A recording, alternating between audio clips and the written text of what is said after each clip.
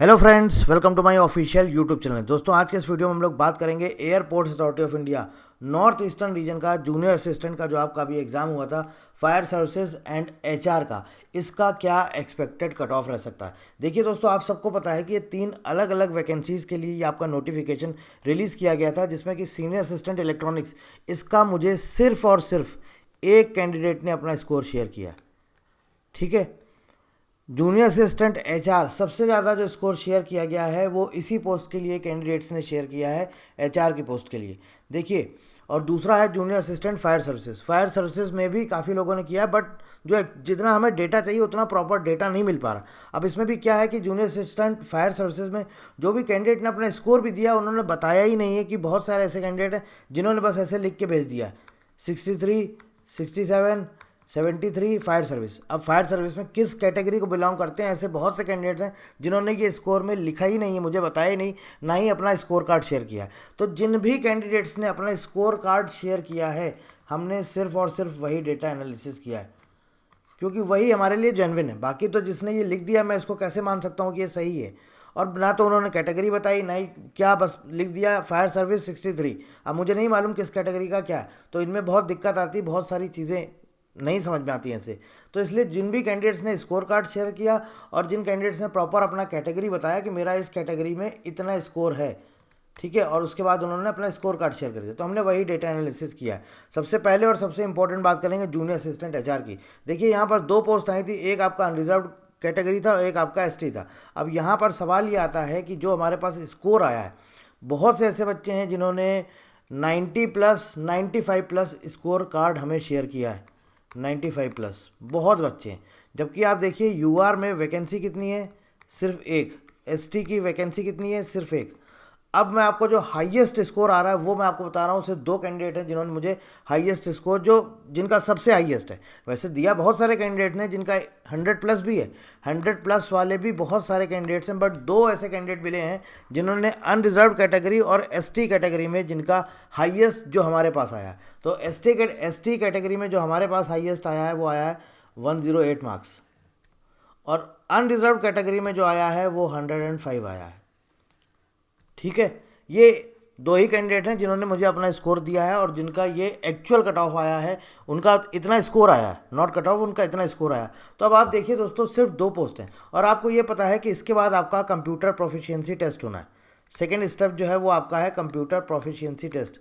तो देखिए, बहुत सारे ऐसे कैंडिडेट हैं जो ऑलमोस्ट इसके आसपास है, किसी का 103 है, किसी का 102 है। अब उनको ये लग रहा है कि अब 105 जिसका आ गया उसका सिलेक्शन होना ही होना है। देखिए, 2-3 चीज़ें इसमें समझिए। पहली चीज़ तो ये है कि अगर एक वैकेंसी है तो ऐसा नहीं कि सिर्फ एक कैंडिडेट बुलाया जाएगा कंप्यूटर प्रोफिशिएंसी टेस्ट के लिए। मिनिमम कम से कम 3 और मैक्सिमम 5 से 6 कैंडिडेट आपको यहाँ बुलाए जाएंगे एक कैटेगरी के लिए। ठीक है, तो यूआर में आप मान के चलिए दोस्तों, अगर 5 टाइम्स भी लेते हैं तो 5 कैंडिडेट यूआर में बुलाए जाएंगे, और एसटी में लेते हैं तो 5 कैंडिडेट यहाँ पर बुलाए जाएंगे। अब सवाल ये आता है कि 5-5 कैंडिडेट बुलाए जाएंगे तो इसमें लिया कौन जाएगा। इसमें उसको लिया जाएगा जो कंप्यूटर प्रोफिशिएंसी टेस्ट को क्वालिफाई कर लेगा। ऐसा नहीं, आप ये मत समझिए कि जिसके 105 आ गए तो उसका कंफर्म हो गया कि उसी का होना। नहीं, ये भले क्वालिफाइंग है नेचर, ठीक है, ये जो टेस्ट है ये आपका क्वालिफाइंग है, लेकिन इसको क्वालिफाई भी तो करना ज़रूरी है। अब ऐसा तो है नहीं कि आपका, मान लीजिए सपोज आपका 104 नंबर है या 105 नंबर है, ठीक है, आपने कंप्यूटर प्रोफिशिएंसी टेस्ट क्वालिफाई ही नहीं कर पाए आप, तो आपका फाइनल लिस्ट में नाम कैसे आएगा। तो इसलिए दूसरा सबसे इंपॉर्टेंट क्राइटेरिया है कंप्यूटर प्रोफिशिएंसी टेस्ट आपका क्वालिफाई होना ज़रूरी है। अब अगर हम कट ऑफ की बात करें तो आपको खुद समझ में आ गया होगा कि कट ऑफ कितना जाने वाला है। ठीक है दोस्तों, ये कट ऑफ आपका 105+ जाएगा ही जाएगा, क्योंकि कुछ ऐसे कैंडिडेट हैं जो ऑलमोस्ट इसके ही आसपास जिन्होंने अपना स्कोर कार्ड हमको शेयर किया हुआ है, जिनका 104, 102, 103, 105 ऐसे बहुत सारे कैंडिडेट हैं।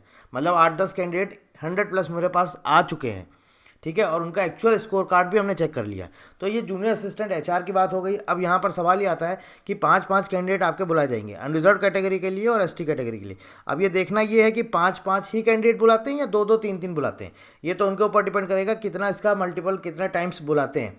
ठीक है, वो तो जब आएगा, जब आपका क्या बोलते हैं इसका रिजल्ट आ जाएगा कंप्यूटर प्रोफिशिएंसी टेस्ट के लिए, जब बुलाया जाएगा तब पता चल जाएगा कि कितने कैंडिडेट बुलाए गए। लेकिन आप ये मान के चलिए फॉर श्योर 105+ कट ऑफ इसका जाने वाला है। ठीक है, हो सकता है कि एसटी का कुछ कम हो जाए, लेकिन जबकि स्कोर एसटी में, एसटी कैटेगरी में कैंडिडेट का स्कोर ज़्यादा आया है, तो अब ये सवाल ये भी एक उठता है कि क्या ये एसटी कैटेगरी वाले को यूआर कैटेगरी में डाल देंगे क्या, एक सवाल ये भी आता है। तो ये सब इस तरह के जितने भी सवाल हैं ये तो जब रिजल्ट आ जाएगा तब पता चल जाएगा। हाल फिलहाल के लिए मैं आपको ये बोल सकता हूँ दोनों ही कैटेगरी का कट ऑफ दोस्तों 105 प्लस जाएगा ही जाएगा। ठीक, यहाँ पे हमने बात कर ली ह्यूमन रिसोर्स की। अब बात करते हैं फायर सर्विस। फायर सर्विस में देखिए दोस्तों, जो हमारे पास कैंडिडेट ने डेटा दिया है, यहाँ पर अगर हम वैकेंसी की बात करें तो आप वैकेंसी देखिए, फायर सर्विसेज में एक vacancy OBC non creamy layer की है और 6 वैकेंसी एसटी कैटेगरी की है। ठीक है, ओबीसी में भी बहुत सारे कैंडिडेट्स ऐसे हैं जिनका 70 प्लस स्कोर जिन्होंने शेयर किया है ओबीसी कैटेगरी में 70 प्लस। ठीक है, एसटी कैटेगरी में भी ऑलमोस्ट लगभग 70 प्लस, या किसी का 72 है, किसी का 75 है, किसी का 76 है, ऐसे कम है, बट 70 प्लस यहाँ पर भी कई सारे कैंडिडेट ने दिया है। एक दो ऐसे कैंडिडेट हैं जो कि ऑलरेडी 85 प्लस हैं। ठीक है, दोनों ही कैटेगरी में एक एक दो कैंडिडेट ऐसे हैं जिन्होंने अपना स्कोर कार्ड जो शेयर किया है वो 85 प्लस है। तो ये अभी थोड़ा सा हमारे लिए डिफिकल्ट हो रहा है कि किस तरह से इसका हम एक्सपेक्टेड कट ऑफ, क्योंकि हमारे पास उतना डेटा आया नहीं है फायर सर्विस में। फिर भी अगर हम बात करें, आपको एक्सपेक्टेड कट ऑफ की बात करें ओबीसी और एसटी कैटेगरी की हम बात करें, तो दोस्तों ये मान के चलिए कि आप यहाँ पर आपको 75 प्लस कट ऑफ देखने को मिलेगा, बल्कि आप ये समझिए कि ये 80 प्लस भी जा सकता है। ठीक है, क्यों जा सकता है? क्योंकि सिर्फ एक वैकेंसी है। 80 प्लस इसलिए जा सकता है क्योंकि सिर्फ और सिर्फ एक ही वैकेंसी है ओबीसी में।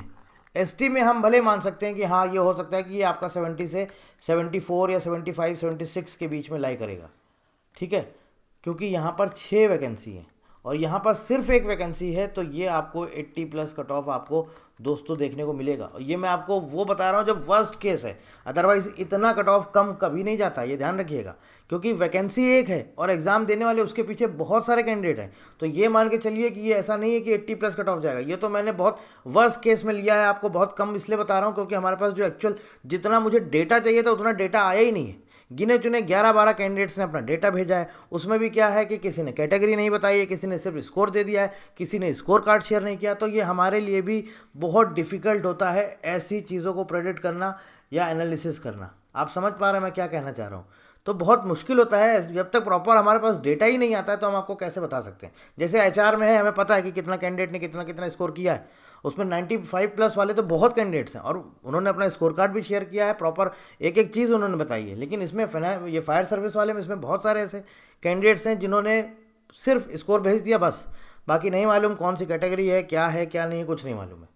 ओबीसी है, एसटी है, क्या है, कौन सी है, पीडब्ल्यूडी है, एक्स सर्विसमैन है, क्या है, कुछ नहीं मालूम है, बस उन्होंने स्कोर कार्ड भेज दिया। तो इसलिए थोड़ा सा यहाँ पर डिफिकल्ट है। लेकिन फिर भी आप मान के चलो, ये जो मैंने आपको बताया ये वर्स्ट केस में मैं बता रहा हूँ, एसटी का 70 से 76, अदरवाइज जाएगा नहीं इतना, ये जाने वाला ऊपर ही है। क्योंकि इसके बाद क्या होगा दोस्तों, इसके बाद आपका होगा सेकेंड स्टेज, यानी कि पीटी फिजिकल एंड्योरेंस टेस्ट। उसके बाद फिर उसका कट ऑफ ऑब्वियस है कि कुछ ना कुछ इंक्रीज होता ही होता है। तो पीटी के बाद आपका 3 से 4 नंबर का कट ऑफ, और ये ज़्यादा भी हो सकता है इसने, क्योंकि वैकेंसी बहुत कम है, इसलिए ये जो कट ऑफ है, फाइनल कट ऑफ जो है, ये इसमें भी बढ़ सकता है। तो अगर यहाँ पर हम फाइनल कट ऑफ की बात करें ओबीसी और एसटी की फायर सर्विस में, तो ओबीसी का जो आपका कट ऑफ जाएगा दोस्तों, ये आप मान के चलो कि 85 प्लस जाएगा आपका फाइनल कट ऑफ। ठीक है, और एसटी का भी 80 प्लस ही जाएगा आपका फाइनल कट ऑफ। देखिए, जैसे आपको पता है कि अभी आपको eastern region, western region and northern region, इन तीनों ही अलग अलग रीजन के लिए एग्ज़ाम हुए हैं।